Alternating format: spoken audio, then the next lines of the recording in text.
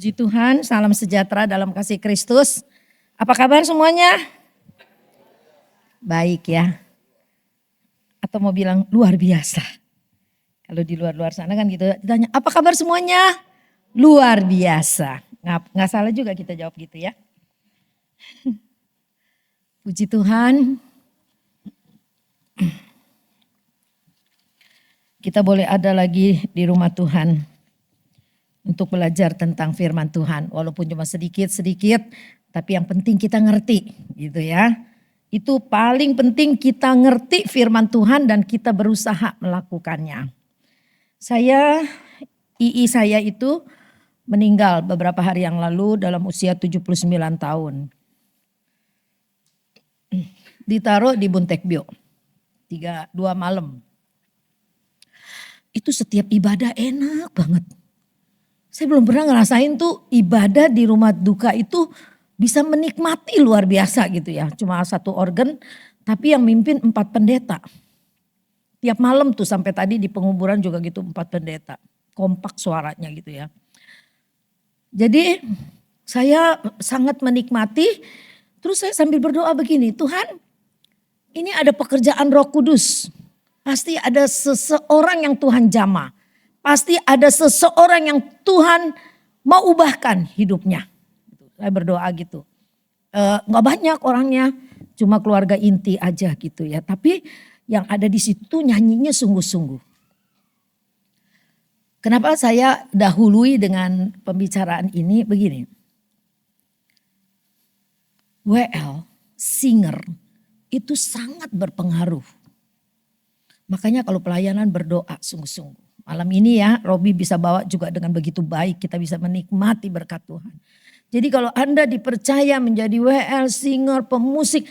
Berdoa dan lakukan sungguh-sungguh. Sehingga power dari WL dan singer itu bisa mempengaruhi jemaat. Sehingga jemaat bisa terbakar gitu loh. Terbakar api Roh Kudus di dalam dirinya sehingga bisa menangis semua orang. Padahal kita gak ada yang nangis, sedih meraung-raung enggak. Karena II juga udah 79 tahun juga udah memang waktunya begitu kan. Tapi di dalam pujian dan penyembahan waktu ibadah kedukaan itu kita semua bisa nangis loh. Karena apa? Roh Kudus. Jadi tangisan yang berbeda. Roh Kudus menjamah hati kita. Wah, saya ingin keluarga Sekinah kalau disuruh nyanyi di Buntekbyo, apa di Oasis atau di mana aja, nyanyi dengan sungguh-sungguh supaya bisa mempengaruhi ada kuasa Allah yang bekerja sehingga pujian yang kita naikin itu bisa mempengaruhi audiens, orang-orang yang ada di situ. Sangat-sangat diberkati, ya. Saya sangat diberkati sekali. II saya orang sederhana sekali. Tapi dilayani sampai 4 pendeta ya. Saya sangat terharu sekali pelayanan yang begitu mulia. Malam ini saya mau bawa lanjutan tentang peranan Roh Kudus di dalam kehidupan kita. Tanggal berapa tuh ya saya khotbah itu ya. Peranan Roh Kudus di dalam seberapa penting peranan Roh Kudus dalam hidup kita. Saya baca reviewnya sedikit kalau yang belum dengar. Enggak terlalu mendetil. Saya cuma bacakan aja beberapa. Apa peranan Roh Kudus dalam pelayanan Yesus? Yesus lahir dari Roh Kudus. Yesus dibaptis selam, lalu Roh Kudus turun ke atasnya. Yesus membaptis murid-muridnya dengan Roh Kudus pada hari Pantekosta.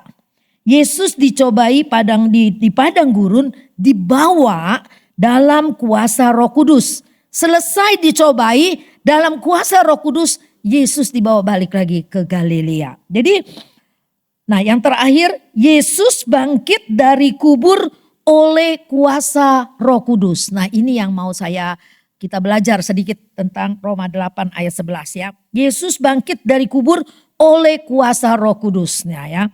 Jadi kan sesuai dengan temanya, seberapa pentingkah peranan Roh Kudus di dalam kehidupan kita.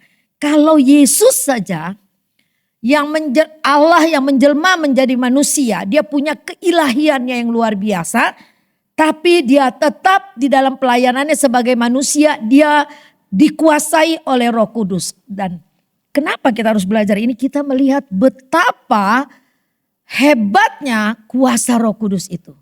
yang bekerja di dalam pribadi setiap orang. Lalu peranan Roh Kudus dalam hidup kita. Roh Kudus mengambil tugas Kristus bagi kita. Karena Yesus naik ke sorga, dia katakan, aku tidak tinggalkan kamu sebagai yatim piatu. Maka dia kirim seorang penolong, yaitu roh kebenaran itu untuk selama-lamanya. Ingat itu, untuk selama-lamanya. Jadi kita hidup di zaman akhir atau di akhir zaman. Di mana peranan Roh Kudus itu yang berperan menjaga, melindungi, membela kita. Membimbing kita, memimpin kita. Itulah peranan Roh Kudus. Karena zaman Bapak sudah berlalu, terus zaman anak, Yesus lahir, mati, naik ke surga, bangkit dan naik ke surga, sudah berlalu 33,5 tahun. Lalu Roh Kudus. Sampai berapa tahun Roh Kudus? Selama-lamanya. Sampai Tuhan datang kembali menjemput gerejanya, itu peranan Roh Kudus ya. Jadi dia tidak dibatasi waktu. Maka Tuhan berkata, tidak ditinggalkan sebagai yatim piatu. Jadi ada roh penolong itu. Nah ya, terus pengurapan adalah kuasa Allah atas kita untuk melayani Tuhan. Maka melayani Tuhan harus ada pengurapan Roh Kudus baru bisa menyentuh banyak orang. Jadi Roh Kudus sangat berperan dalam kehidupan kita. Pengurapan adalah kuasa ilahi yang Allah berikan kepada orang percaya. Kalau yang gak percaya ya dia gak akan dapat kuasa Roh Kudus. Tapi ketika Anda percaya, kuasa Roh Kudus ada di dalam diri kita. Diberikan kepada orang percaya. Seberapa besar keyakinan kita pada kuasa Roh Kudus, kita sendiri yang bisa menjawab. Ya, saya gak bisa menjawab untuk saudara, saudara gak bisa menjawab untuk saya. Tapi dengan pengalaman hidup saya tahu tanpa Roh Kudus saya bukan apa-apa. Nanti kita akan belajar sedikit bagaimana penerapannya di keseharian kita gitu ya. Lalu maaf ya agak tersendat, ini ada gangguan lambung sedikit nih ya. Orang percaya yang diurapi oleh Roh Kudus, misalnya Petrus kali khotbah 3.000 orang bertobat, membangkitkan orang mati, bayangannya saja menyembuhkan orang sakit. Bayangannya saja menyembuhkan orang sakit. Jadi kalau orang yang udah diurapi oleh kuasa Allah, itu luar biasa. Jadi kalau dengan bahasa sekarang ada kuasa supranatural gitu ya, tapi bukan dukun gitu. Jadi ada kuasa supranatural yang bisa memberikan hikmat, yang bisa menyertai kita sehingga ada seorang pendeta dia bisa berdoa, saat itu juga orang bisa sembuh. Dulu Billy Graham itu terkenal banget. Saya ingat saya masih kecil-kecil gitu ya. Terus kalau kan selalu KKR di Stadion Senayan gitu ya. Orang di kampung mama saya itu semua pergi berbondong-bondong gitu ya. Nebeng sini sono, kadang-kadang ada yang bawa mobil bak terbuka ke sana. Dulu begitu antusiasnya orang untuk KKR kesembuhan. Karena mereka percaya dibawa banyak orang mengalami kesembuhan begitu. Terus Paulus juga bagaimana dia mengalami pengurapan Roh Kudus, dia membangkitkan Eutikus. Eutikus itu bukan tikus ya. Eutikus itu waktu Paulus berkhotbah kelamaan si Eutikus ini duduknya agak tinggi dia jatuh terus dia mati gitu loh ya. Dan Paulus berdoa dia dihidupkan kembali.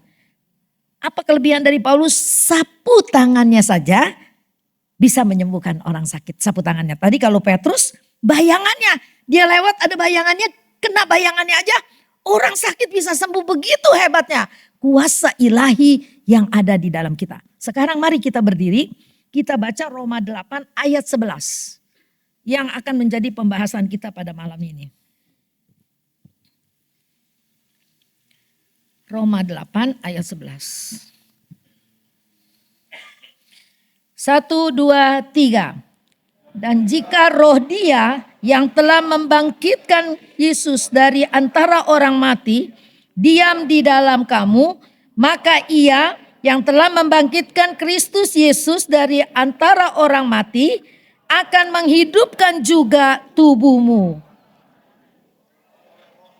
yang diam di dalam kamu. Silakan duduk. Tema firman Tuhan saya kasih judul Roh Kristus tinggal di dalamku, ya. Saya kebanyakan ambil tema dari ayat yang kita baca. Roh Kristus tinggal di dalamku. Dan jika roh Dia yang telah membangkitkan Yesus dari antara orang mati diam di dalam kamu, maka Ia yang telah membangkitkan Kristus Yesus dari orang mati akan membangkitkan juga tubuhmu yang fana. Dikatakan tubuhmu yang fana itu oleh rohnya yang diam di dalam kamu. Susah nih ngerti ayatnya, panjang ya. Jadi Yesus Kristus itu dibangkitkan oleh Roh Kudus. Coba bayangkan. Yesus Kristus dibangkitkan oleh Roh Kudus. Betapa hebatnya kuasa Roh Kudus itu. Dan kehebatan kuasa Roh Kudus itu Rasul Paulus katakan, yang diam di dalam kamu maka Ia yang telah membangkitkan Kristus Yesus dari antara orang mati akan menghidupkan juga tubuhmu yang fana. Tubuh saya dan saudara yang fana. Dibangkitkan oleh roh yang sama yang membangkitkan Kristus. Yang terakhir yang paling penting. Yang diam di dalam kamu. Sejak manusia pertama jatuh di dalam dosa. Kalau kita baca Kejadian 2 ayat 17. Sudah ada kematian di situ. Kematian rohani. Hubungan dengan Tuhan yang tadinya begitu harmonis bisa berhadapan dengan muka langsung terputus. Disitulah dikatakan kematian. Tubuh kita ini menjadi tubuh yang fana. Tadinya tubuh itu tubuh yang penuh dengan kemuliaan. Mereka tidak pakai baju, telanjang tapi enggak malu. Karena apa? Diselubungi oleh kemuliaan Tuhan. Tapi begitu mereka jatuh dalam dosa. Yang berarti mereka melawan kepada Tuhan, hubungan terputus, situ udah ada kematian di situ. Nah, jadi roh yang sama yang membangkitkan Kristus itu akan membangkitkan tubuh fana kita ini. Nah, ada 3 sebab kematian rohani. Manusia hidup dalam kutukan sejak jatuh dalam dosa ya. Perempuan melahirkan susah payah, terus manusia mencari rezeki dengan susah payah. Kita harus kerja. Melahirkan taruhan nyawa. Tapi orang gak pernah takut. Bisa anak ke-15 gitu. Itulah kekuatan Tuhan ya. Untuk wanita. Maka saya juga udah pernah. Gak tahu di Sekina udah pernah belum. Di kaum ibu saya pernah khotbah tentang Eser. Eser itu cuma diberikan. Nama Eser itu cuma diberikan untuk Allah. Tapi di dalam Alkitab ada 16 kali diberikan kepada wanita. Eser itu yang seharusnya nama itu untuk Allah tapi diberikan kepada wanita. Kenapa? Wanita itu penolong yang sepadan. Penolong itu lebih kuat dari yang ditolong, benar gak? Kalau Anda disebut penolong berarti Anda lebih kuat dari orang yang ditolong. Ternyata kita wanita itu diberikan kelebihan oleh Tuhan. Maka kalau perempuan jadi janda enggak kawin dia kuat. Laki-laki jadi duda dia nggak kawin, dia nggak kuat. Ya nggak apa-apa, nggak dosa gitu ya, nggak dosa. Ini bukan ngajarin apa-apa ya.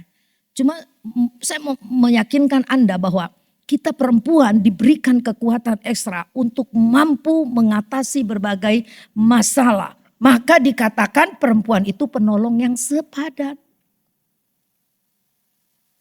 Nah, ketika kita menyadari fungsi kita seperti itu, perempuan adalah penolong yang sepadan. Ketika suami kita lagi dalam masalah, kita boleh berperan sebagai perempuan. Bagaimana menyelamatkan rumah tangga kita, bagaimana menyelamatkan suasana rumah tangga yang kayak neraka, bagaimana menyelamatkan anak-anak yang di dalam masalah. Kita perempuan berperan. Maka mari kita ciptakan teman untuk Adam, penolong yang sepadan. Tapi ketika manusia jatuh dalam dosa, mereka diusir dari Taman Eden. Hidup terpisah dari Allah membuat manusia hidup bersatu dengan iblis. Ketika kita bermasalah dengan Tuhan, terus kita ngambek dengan Tuhan, kita gak mau ke gereja karena kita Kita kalau ke gereja kita mau ngapain sih? Jumpa ketua, jumpa pemusik? Bukan, kita ke gereja mau jumpa siapa? Jumpa Tuhan. Kalau Anda ngambek gak mau ke gereja, berarti Anda lagi males jumpa Tuhan, benar gak? Tanpa kita sadari. Aku gak mau ke gereja, males. Tanpa kita sadari kita males ngelihat Tuhan. Kalau memang tujuan kita ke gereja mau cari Tuhan. Tapi kalau tujuan kita ke gereja mau cari teman, maka kita, gue males ke gereja, gue ngelihat muka dia gue gak sanggup. Gitu. Nah ini motivasi namanya. Jadi kita harus perbaiki motivasi kita di dalam ibadah. Manusia mewarisi, yang ketiga ya, manusia mewarisi tabiat dosa dan roh manusia tunduk kepada dosa. Maka di Kejadian 6 ayat 6 dikatakan manusia yang sudah dikuasai dan tunduk pada dosa itu dikatakan kecenderungan hatinya membuahkan kejahatan semata-mata. Betapa bahayanya ya kalau Roh Kudus tidak ada di dalam kita. Ini semua ada hubungannya dengan Roh Kudus. Karena apa? Roh yang dapat mengendalikan manusia itu cuma dua. Roh iblis, roh Allah. Pilihan pada kita. Kita mau dipimpin oleh roh Allah, tentu kita akan tunduk kepada roh Allah. Tapi kalau kita tidak mau tunduk kepada roh Allah, sesungguhnya kita sedang beralih mau tunduk kepada iblis. Maka kita gak boleh anggap enteng perasaan hati. Kadang-kadang kita dimainkan oleh perasaan hati gitu ya. Susah memang. Apalagi kalau misalnya, aduh. Dia lagi. Emang gak ada orang lain gitu kan, kita bisa sebel secara manusiawi gitu ya. Tapi kita harus berjiwa besar, kita datang dan duduk. Karena yang aku pandang, fokus aku adalah Tuhan. Kalau kita mau tunduk kepada iblis, ya kita ikutin. Iblis selalu mau memecah belah. Dia selalu mau menjauhkan kita dari Tuhan. Dia selalu mau membuat kebimbangan dalam hidup kita. Iblis selalu mau menjauhkan kita dari Tuhan. Jangan dekat-dekat sama Tuhan. Karena kalau kita dekat sama Tuhan, Roh Kudus, Roh Allah itu menguasai kita, maka badai apapun datang, kita tidak akan goyah. Lalu kuasa Allah yang membangkitkan Kristus dari antara orang mati akan membangkitkan dan menghidupkan kembali roh manusia yang telah mati dan dikendalikan oleh dosa. Sehingga manusia memiliki kuasa atas dosa. Bukan dosa berkuasa atas kita, hidup kita, tapi kita memiliki kuasa atas dosa. Jadi dosa ada di bawah kendali kita. Satu ayat ini kita ingat aja. Oleh roh Dia yang membangkitkan Kristus.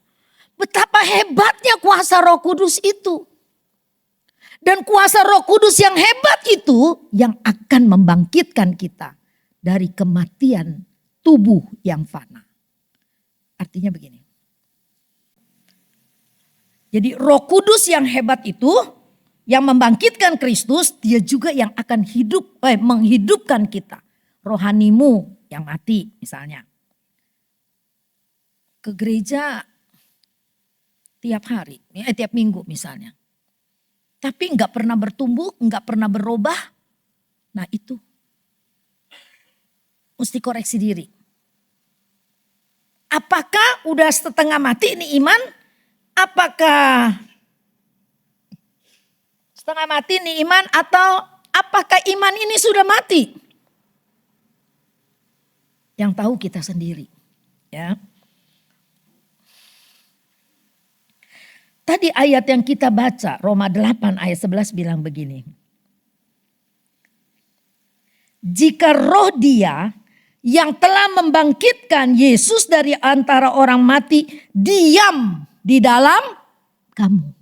Kamu. Diam di dalam aku.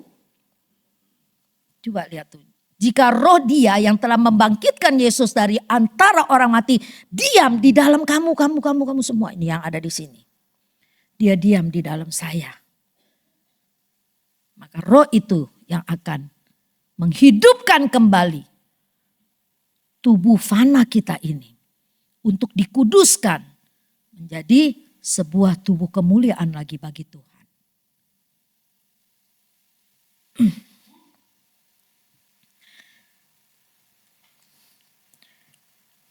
Jadi dikatakan gini, roh itu diam.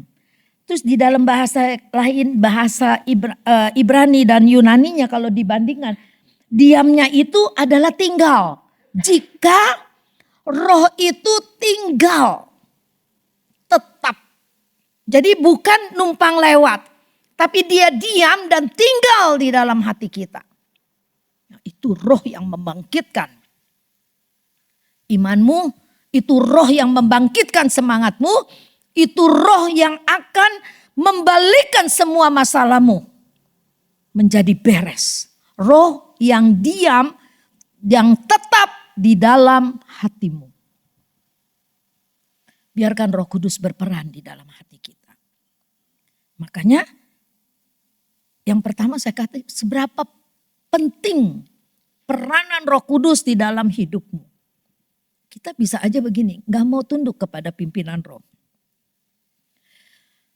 Suruh doa malam-malam, tiba-tiba mendusin. Udah mendusin, ada suara yang berkata dalam hati, doa. Tapi kita jawab begini, malas, ngantuk. Padahal kita mendusin, roh berbicara, doa.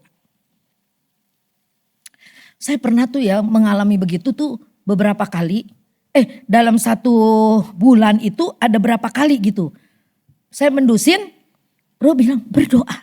Tapi saya nurut, saya berdoa. Sambil tiduran gitu, karena kan kita memang kayak orang ngelindur gitu kan, saya berdoa. Ternyata ketika Tuhan suruh saya berdoa, besok memang gak ada apa-apa, lusa gak ada apa-apa. Terus nanti beberapa hari kemudian begitu lagi doa, gak ada apa-apa yang terjadi. Tapi ikutin terus suara roh, berdoa, berdoa, berdoa. Apa yang terjadi? Ternyata 1 bulan lebih kemudian mama saya itu kena stroke. Stroke-nya agak parah. Jadi ketika mama saya stroke, saya seperti orang gak kaget. Ini Tuhan sudah ingatkan. Tuhan udah kuatkan saya. Ketika saya tidur disuruh bangun berdoa. Tuhan sudah kuatkan saya. Jadi kalau ada gerakan-gerakan spesial yang Roh Kudus ingatkan kita, ikutin. Jangan lawan, ikutin. Walaupun doamu gak panjang gitu, karena kamu dalam suasana setengah tidur setengah bangun gitu. Ikutin. Pasti ada sesuatu. Saya dalam pelayanan sering kali begitu. Saya berdoa. Misalnya udah ada nih di otak saya nih, nanti mau kunjungan siapa. Tuhan nanti ngomong apa di orang ini? Mulainya dari mana? Bisa bertanya begitu walaupun sering tiap minggu besuk.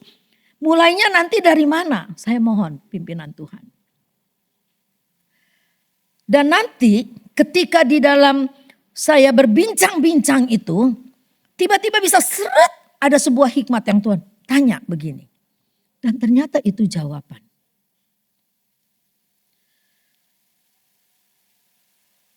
Saya pernah begini ya, doa buat orang ini ada masalah dan saya nggak tahu doanya ini apa gitu ya. Pokoknya saya doa dia lagi mengalami kesusahan, rumah tangganya lagi ancur-ancuran. Saya berdoa sampai tiap hari Kamis tuh saya ingat berdoa sampai pada Kamis yang keberapa saya udah kagak tahu. Roh Tuhan bilang begini, dia terlampau mencintai suaminya. Saking dia terlampau mencintai suaminya sampai dia tuh kagak ke gereja, ninggalin Tuhan.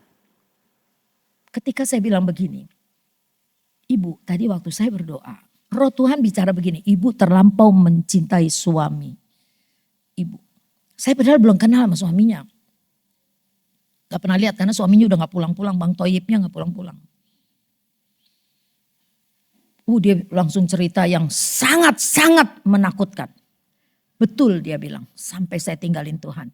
Demi menjaga suami saya jangan diambil orang. Saya mau kasih tahu, ketika kita berusaha dengan kekuatan kita sendiri itu, apa suaminya bisa tuh ditahan, dicangcang tuh di situ tuh.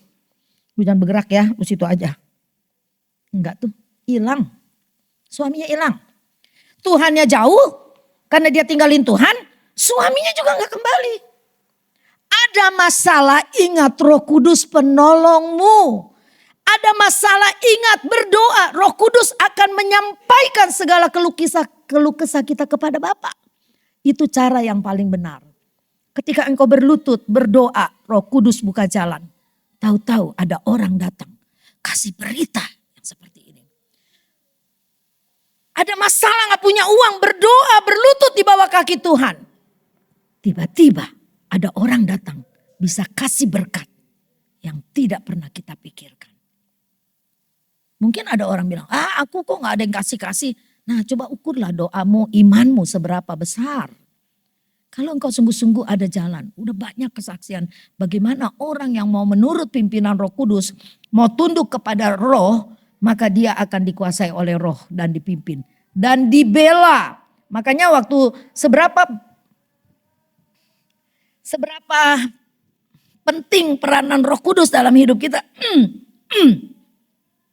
Waktu itu saya jelaskan tentang parakletos. Parah itu dia ada di samping kita. Dia ada di samping kita. Ditambah lagi dengan kletos, parakletos. Dia ada di sekeliling kita sini, depan, belakang, atas, bawah. Dia menopang kehidupan kita. Itulah kuasa Roh Kudus yang kita percayai. Maka ketika Tuhan bilang, aku tidak tinggalkan kamu sebagai yatim piatu. Itu betul-betul dia tidak tinggalkan kita sebagai yatim piatu. Karena ada kuasa Roh Kudus yang melindungi kita, memimpin kita, menasehati kita, menjaga kita. Dan dia membela kita. Ada orang yang dia merasa dikuasai oleh kuasa kegelapan. Terus dia bilang begini, tante kayak ada orang intimidasi saya. Yaitu suara iblis. Suara iblis dia tidak akan menghibur kamu begini. Deket sama Tuhan. Dia enggak, dia akan bilang begini. Udah gak usah ke gereja. Udah ngapain percaya. Bertahun-tahun doa gak ditolong. Dan orang yang merasa diintimidasi oleh iblis itu, dia bilang begini, saya udah berdoa, tapi saya tahu jam-jam tertentu itu kuasa iblis itu ada, sedang mengintimidasi dia. Padahal itu orang-orang yang rohani, bukan orang yang ke gerejanya asal-asalan, enggak. Saya waktu si Om, asal jam 6 sore dia mengalami ketakutan begini. Tangannya keluar keringat dingin. Terus dia bilang gini, nyawanya tuh kayak ada yang mau cabut. Nah kalau udah begitu tuh saya disuruh panggil deket-deket dia. Saya lagi besuk, baru juga nyampe di orang yang pertama mau dibesuk. Di mana? Di sini, baru sampai, baru mau besuk yang pertama. Cepat pulang, gue lagi gak enak. Nah kalau dia bilang gini, cepat pulang gue lagi gak enak tuh, itu dia nyawanya kayak mau dicabut. Ini cerita si Om. Keluarga dari dia sih udah bilang kena guna-guna. Dia bilang gitu. Tapi saya punya iman begini, enggak. Siapa yang mau guna-gunain dia menurut saya nih ya. Rasanya enggak jahat sama orang begitu. Aku bilang enggak, dia bukan. Ketika saya bilang enggak dan bukan, apakah saya diam-diam aja? Saya berperang. Tuhan, saya yakin kuasamu lebih besar daripada kuasa iblis. Itu berdoa. Asal lagi begitu tuh si Marvin dan Karina masih kecil. Ayo kita berlutut doa buat papi. Nyanyinya cuma satu lagu. Ada kuasa dalam darahnya. Darah domba Allah. Jadi kalau Anda ada orang nyanyi ada kuasa dalam darahmu. Taruh di dada. Taruh di tempat yang sakit. Katakan ada kuasa dalam darahmu. Nyanyi sekuat-kuatnya. Itu. Si Om itu sembuhnya ya dari ada kuasa dalam darahnya itu. Terus saya juga besuk beberapa, selalu saya katakan begitu. Sampai ada selalu gak bisa nyanyi. Sampai mamanya si mamanya siapa ya, Marcel itu orang GKI. Jadi gak ada lagu itu, dia gak bisa rekam. Ayo kita nyanyi rame-rame, rekam. Asal si Marcel lagi nangis kan kecil nih, tuh gitu. Ngelihat ke atas dia kayak ngelihat kuasa kegelapan gitu. Waktu itu tinggal di Medan. Kata saya kalau dia lagi gitu puter nih rekaman ini. Betul, efektif kalau kita percaya ya. Maka tadi dikatakan roh itu diam di dalam kamu. Jadi roh itu harus diam di dalam kita kalau kita mau jadi orang yang menang. Jangan biarkan roh di luar. Anda dengan rohmu yang sendiri yang terbatas kekuatannya itu, kamu mencoba untuk berperang sendiri, kamu akan kalah. Tapi biarkan Roh Kudus tinggal tetap di dalam hatimu. Maka itu yang akan memberikan kemenangan.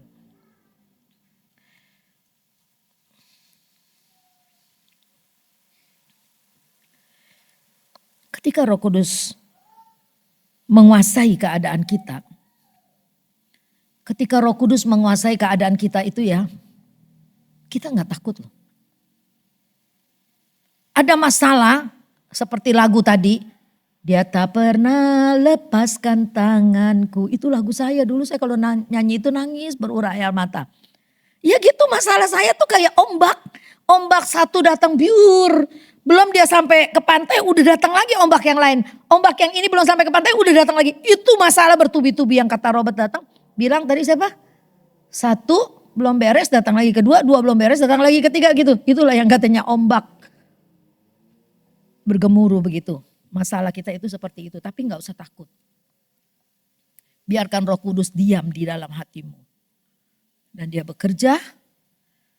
Roh yang sama yang membangkitkan Kristus itu, dia akan membangkitkan kita untuk kita semangat.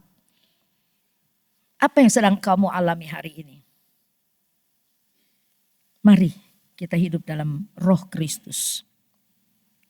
Mari kita hidup baru dan tinggalkan dosa. Semua orang sih berdosa, tapi mungkin ada dosa-dosa tertentu yang kamu tahu itu Tuhan tidak suka kamu lakukan. Tapi demi ya kamu sendiri yang tahu demi apa, terpaksa aku harus lakukan ini. Ada orang melacurkan diri. Kenapa? Demi keluarga. Kebetulan saya nonton ya di ini nih pas saya lagi buka-buka ini YouTube. Karena judulnya sangat apa ya? Dia pergi ke Arab. Dia menikmati katanya dia, bukan diperkosa. Jadi kalau banyak orang cerita bawa pulang anak Arab keriting-keriting karena dia diperkosa sama majikannya. Kalau dia enggak, dia bilang terus terang, dia menikmati. Ini orang gila kata saya. Ngomongnya di itu lagi di YouTube apa di TikTok itu nggak ngerti. Sekarang semua yang tidak bermoral dibicarakan secara terbuka. Gak ada rasa malu lagi dan juga gak peduli ditonton oleh siapapun. Moral sudah hampir hilang. Kalau manusia di dunia ini sudah tidak bermoral, siapa yang bisa menyelamatkan masa depan anak-anak kita? Cuma Roh Kudus. Amin. Roh Kudus akan melindungi keluarga kita. Maka kita terus dorong anak-anak kita untuk dekat sama Tuhan dan percaya kepada Tuhan. Yang hamil tiap hari ngomong. Nah, Tuhan Yesus sayang kamu. Ya. Tiap hari ngomong tuh. Papanya juga boleh ngomong, Dedek kita ke gereja ntar ya. Sekina gitu. Dedek ntar sekolah minggu ya. Kalau dulu mah zamannya Tante Nila gak ngerti, gak ada yang ngajarin gitu. Gak ngomong sama perutnya nih. Baby di dalam perut tuh gak ngomong. Tapi sekarang dengan kemajuan teknologi ternyata diselidiki anak bisa mendengar. Orang Yahudi hamil, mamanya sengaja bikin matematika PR tiap hari. Anaknya cerdas-cerdas, orang Yahudi cerdas. Yang hamil dikatakan jangan makan kepala ikan. Kenapa? Semoga gak ada yang hamil malam ini gak ada yang doyan kepala ikan ya. Katanya nanti anaknya lemot gitu loh. Kalau menurut kepercayaan Yahudi gitu ya. Kalau Anda makan ikan jangan dicampur dengan daging. Ini hari makan daging, besok baru ikan gitu. Jadi ada bukunya itu dan itu benar sih kalau menurut saya benar juga. Dan orang Yahudi selama hamil makan kacang-kacangan. Selama hamil suaminya tidak merokok demi si baby. Makanya yang keluar anak-anak unggul. Tapi habis istrinya melahirkan mulai lagi ngebul.